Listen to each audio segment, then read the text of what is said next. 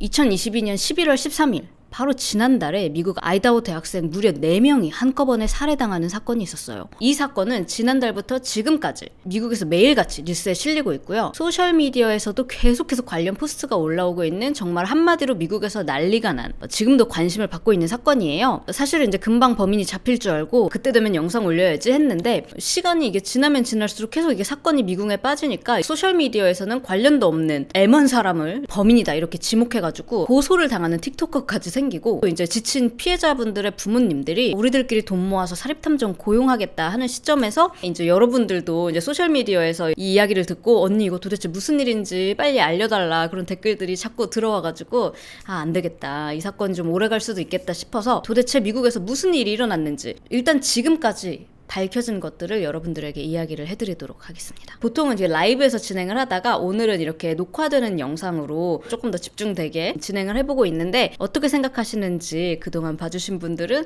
댓글 남겨주시면 다음번 영상 만드는데 또 참고를 해보도록 하겠습니다. 일단 사건이 일어난 곳은요, 미국 아이다호라는 주의 모스코라는 작은 동네예요. 이 모스코라는 동네에는 아이다호 대학교가 위치를 하고 있어서 살고 있는 주민이 약 26,000명인데 그 중에 거의 절반가량인 11,000명이 아이다호 대학생으로 알려져 있어요. 미국인들은 이런 동네를 이제 컬리지 타운이라고 불러요. 말 그대로 대학생들 많이 사는 동네. 한국으로 치면 약간 마치 대학로 같은, 그래서 대학생들이 자주 가는 바나 클럽, 식당들이 많이 있는 그런 동네예요. 평소에는 그래서 사건 일해봤자 대학생들끼리 막 술 먹고 싸움 나가지고 경찰들 출동하는 것 정도가 다인 동네였습니다. 그런데 그런 곳에서 2022년 11월 13일 12시가 조금 안 된 아침 11시 58분에 집에 의식불명인 사람이 있다, 도움이 필요한 사람이 있다라는 신고 전화가 911으로 들어옵니다. 신고를 받고 집에 출동한 이 모스코 경찰들은 당시 상황을 설명하기를 자기들이 경찰로 일하면서 본 광경 중에 가장 끔찍한 광경이었다고 설명을 하는데요. 총 4명의 아이다호 대학생, 여학생 3명, 남학생 1명이 칼에 여러 번 찔려 사망한 채로 발견이 되었어요. 물론 이제 집 안에 있는 그 사건 내부 현장은 밝혀진 게 없지만 집 외부에서 찍힌 사진, 벽을 타고 피가 흘러나오는 그 사진들이 뉴스나 매스컴에 굉장히 이미 많이 공개가 됐는데, 이것만 봐도 그 안의 현장이 얼마나 끔찍했을지 상상을 하실 수가 있을 거예요. 일단 이 사건의 피해자 4명에 대해서 좀 이야기를 해드릴게요. 첫 번째로 메디는 21살로 아이다호 대학교에서 마케팅을 전공하는 학생이었어요. 아주 활동적이고 누구에게나 친근해서 친구도 굉장히 많은 학생이었습니다. 그리고 이제 집 근처 그리스 식당에서 알바를 했는데요. 전공이 마케팅이라고 했잖아요. 원래 하는 일은 서빙인데 서빙만 하는 게 아니라 자기 전공을 살려서 식당의 소셜미디어 계정도 만들어가지고 자기가 운영을 해주고 있었어요. 그러니까 그만큼 굉장히 적극적이고 앞으로 이제 졸업하고 전공을 살려서 일할 꿈이 굉장히 많은 친구였어요. 두 번째 피해자의 이름은 케일리입니다.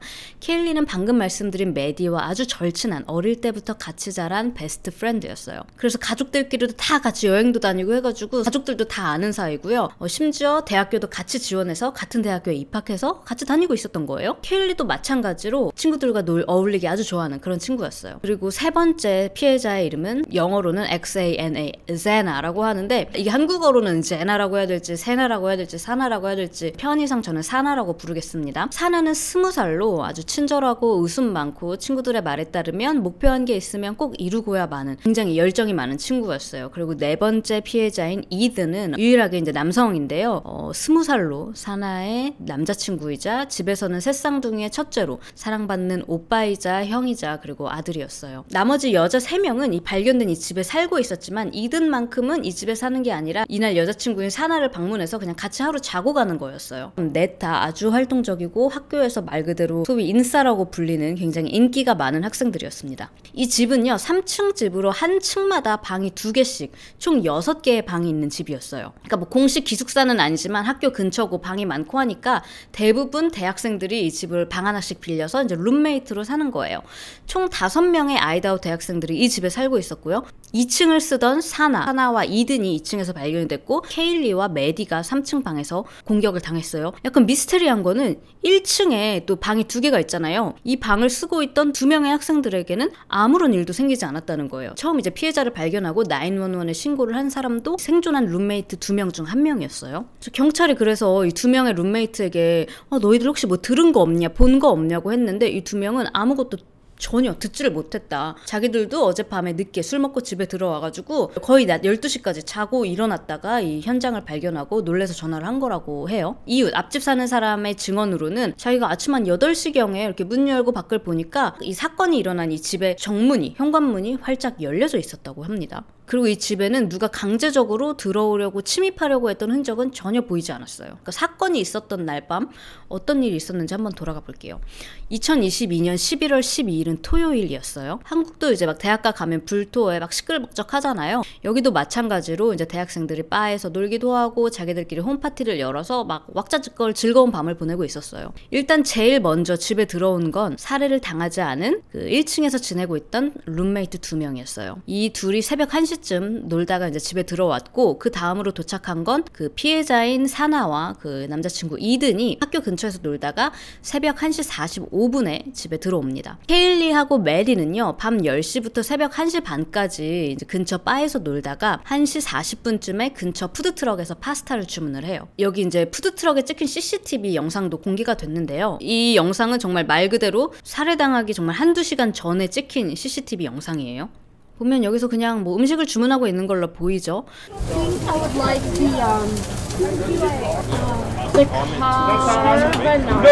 근데 잘 보면 한 남자가 이 둘을 물끄러미 계속 쳐다봐요. 쳐다보다가 이 둘이 자리를 떠날 때 그 둘의 뒤를 쫓아갑니다. 누가 봐도 이 남자가 굉장히 수상해 보이니까 다들 이 남자 아니야? 라고 의심을 했지만 아이다호 경찰에 따르면 이 남자는 사건과는 전혀 연관이 없대요. 이제 알리바이가 있는 거예요.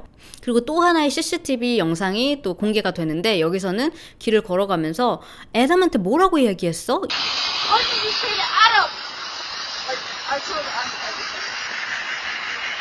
도대체 애담이 누구냐 그랬는데, 알고 보니까 그 바에서 일하던 이제 바텐더가 애담이라고 하고, 애담도 이 사건이랑은 관련이 없다고 합니다.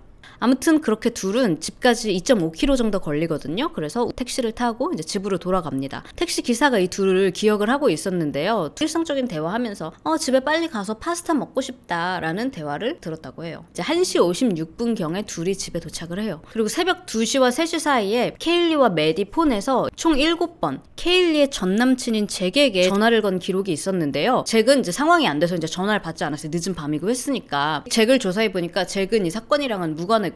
그럼 걔네가 왜 그렇게 너한테 전화를 했냐 보니까 그냥 그 전에도 술 먹으면 보고 싶어 뭐해 전화를 하고는 했대요. 그러니까 그날도 아마 술 먹고 잭이 생각나서 전화했는데 잭이 안 받으니까 야 케일리 네 번호로 전화해봐 해서 둘이 이렇게 전화를 했던 것 같아요. 그래서 아무런 연관은 없었대요. 그리고 원래 케일리 방, 메디 방 따로 3층에 있는데 둘이 그냥 한 방에서 그냥 침대에서 전 남친에게 전화하다가 이제 잠이 든 거예요. 그리고 경찰이 밝힌 내용에 따르면 아마 사망 추정 시간은 새벽 3시에서 4시 사이였을 거라고 해요. 그러니까 전 남친 잭에게 전화하고 나서 얼마 지나지 않아서 이제 살인사건이 벌어진 거죠. 그리고 이제 밝혀진 바에 따르면 사용된 칼은 사이즈가 굉장히 큰 람보 나이프라고도 불리는 큰 사냥용 나이프로 알려져 있어요. 보통 이제 미국에서 군인들이 많이 알고 있는 칼이라서 아마 이 살인범이 그 전에 뭐 군인이거나 하지 않았을까 하는 추측도 지금 있습니다. 그리고 이 4명의 피해자 중 1명에게서 꽤 많은 방어흔이 발견되기는 했지만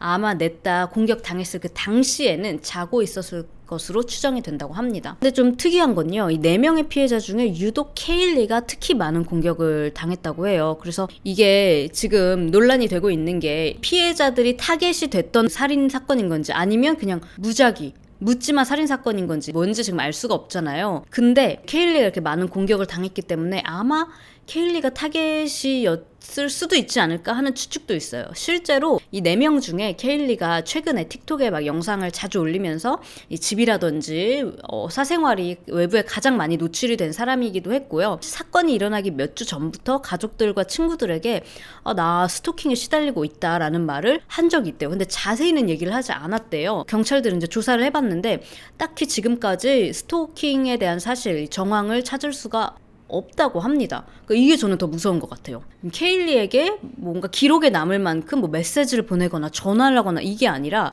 이런 증거가 남을 만한 행동을 하나도 하지 않고 따라온다든지 뭐 케일리가 시선을 느꼈다든지 약간 이런 느낌 정도로만, 그래서 아마 살아있을 때 케일리도 더 정확하게 주변에 알리지 못했던 게 아닐까, 나 스토킹을 당하고 있는 것 같아 라고 말했던 게 아닐까 하는 생각이 저는 들더라고요. 그리고 아까 살인이 일어났을 시간이 새벽 3시에서 4시 사이였을 거라고 추측된다고 했잖아요. 근데 그날 새벽 3시경에 경찰이 이 집 근처에 출동을 한 기록이 있는 거예요. 그러니까 보니까 이제 미성년자들이 길거리에서 막 술 먹고 있고 해가지고 경찰이 출동한 거였어요. 그래서 바디캠이 녹화가 되어 있어서 이제 다시 돌려보니까 약간 비명 소리 같은 게 멀리서 살짝 들리거든요. 여러분 한번 들어보세요. 어떻게 들리는지.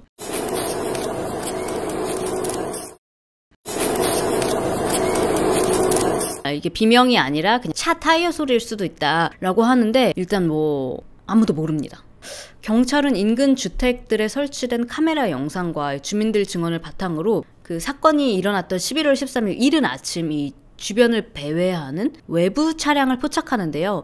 이 해당 차는 2011에서 2013년형 하얀색 현대 엘란트라. 그래서 이제 미국 전역에 현대 엘란트라 차량을 발견하면 즉시 신고해달라고 전국에 알렸는데, 마침 몇 주 전에 차로 8시간 떨어진 미국 오레건이라는 곳에서 진짜 누가 봐도 굉장히 수상해 보이는, 막 번호판은 없고 막 다 찌그러져 있고 이런 현대 엘란트라 차가 신고가 돼요. 그래가지고 이제 막 단서를 찾았나 보다 했는데, 차주는 이제 여성분이었는데 거기 아이다호랑은 전혀 연관도 없고 그냥 단지 그냥 길에서 차가 사고가 나가지고 그냥 거기다가 두고 집에 가신 거예요. 그 와중에 이제 신고가 들어온 거고, 그래서 아무튼 경찰 조사 결과 이분도 아무런 연관이 없다고 해서 지금 또 계속 이 아이다호 근처에 왔었던 이 현대 하얀색 엘란트라 차량을 지금 계속해서 찾고 있습니다.